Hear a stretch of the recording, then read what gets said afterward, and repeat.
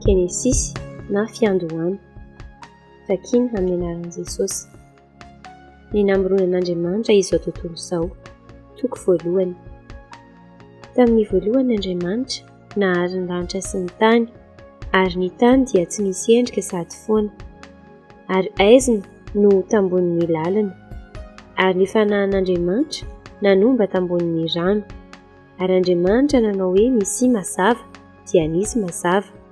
Ary hitan'Andriamanitra fa tsara ny mazava, ary nampisarahan'Andriamanitra mazava sy ny maizina.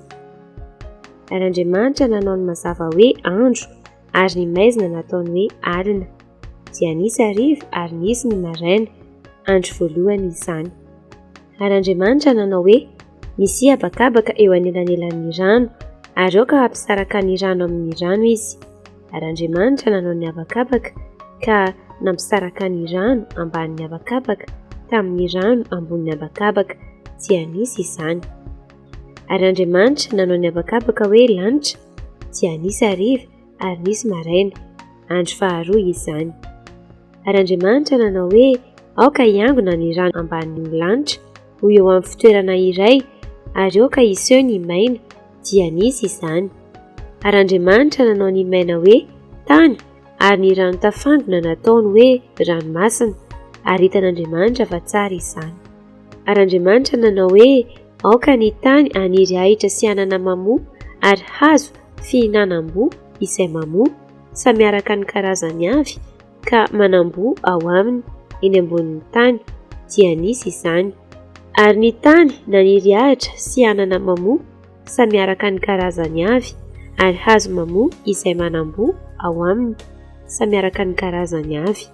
Ary hitan'Andriamanitra fa tsara izany, dia nisy hariva ary nisy maraina, andro fahatelo izany.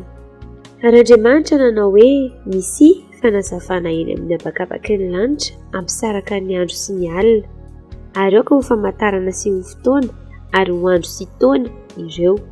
Ary aoka ho fanazavana eny amin'ny habakabaka ny lanitra izy hanazava eny ambonin'ny tany, dia nisy izany.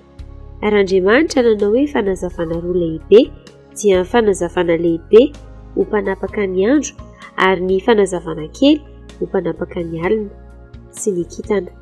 Ary Andriamanitra nametraka azy eny amin'ny habakabaky ny lanitra hanazava eny ambonin'ny tany, sy ho mpanapaka ny andro sy ny alina, ary hampisaraka ny mazava sy ny maizina. Ary hitan'Andriamanitra fa tsara izany. Dia nisy hariva ary nisy maraina, andro fahaefatra izany. Ary Andriamanitra nanao hoe aoka ny rano ho be zava-mananaina, ary aoka izy vorona hanidina ambonin'ny tany eny amin'ny habakabaky ny lanitra. Ary Andriamanitra nahary ny biby vaventy anaty rano sy ny zava-mananaina mihetsiketsika rehetra izay efa betsaka ao amin'ny rano, samy araka ny karazany avy, ary voromanidina rehetra samy araka ny karazany avy. Ary hitan'Andriamanitra fa tsara izany. Ary Andriamanitra nitsodrano azy hoe maroa anaka sy mihabetsaha, ary mameno ny rano ao amin'ny ranomasina, ary aoka ny vorona hiamaro eny ambonin'ny tany. Dia nisy hariva ary nisy maraina, andro fahadimy izany. Ary Andriamanitra nanao hoe aoka ny tany hamoaka zava-mananaina samy araka ny karazany avy, dia biby fiompy sy biby mandady na mikisaka, ary biby dia samy araka ny karazany avy, dia nisy izany. Ary Andriamanitra nanao ny biby dia samy araka ny karazany avy, sy ny biby fiompy samy araka ny karazany avy, ary ny biby rehetra izay mandady na mikisaka amin'ny tany samy araka ny karazany avy. Ary hitan'Andriamanitra fa tsara izany. Ary Andriamanitra nanao hoe andeha isika hamorona olona tahaka ny endrintsika, araka ny tarehintsika, ary aoka izy hanjaka amin'ny hazan-drano, ao amin'ny ranomasina sy ny voromanidina sy ny biby fiompy sy ny tany rehetra, ary ny biby rehetra izay mandady na mikisaka amin'ny tany.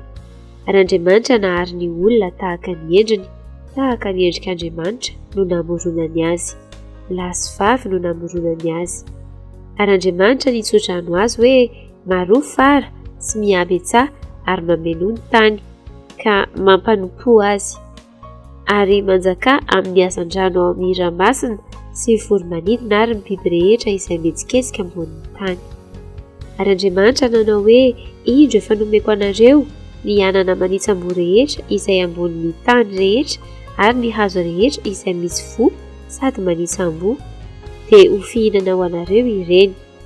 Ary ny amin'ny bibidia rehetra sy ny voromanidina rehetra ary ny zava-manan'aina rehetra izay mandadina mikisaka amin'ny tany dia efa nomeko azy ny zava-maitso rehetra ho fihinany dia nisy izany. Aritan'Andriamanitra izay rehetra nataony ary indro tsara indrindra izany dia nisy hariva ary nisy maraina andro fahaenina izany.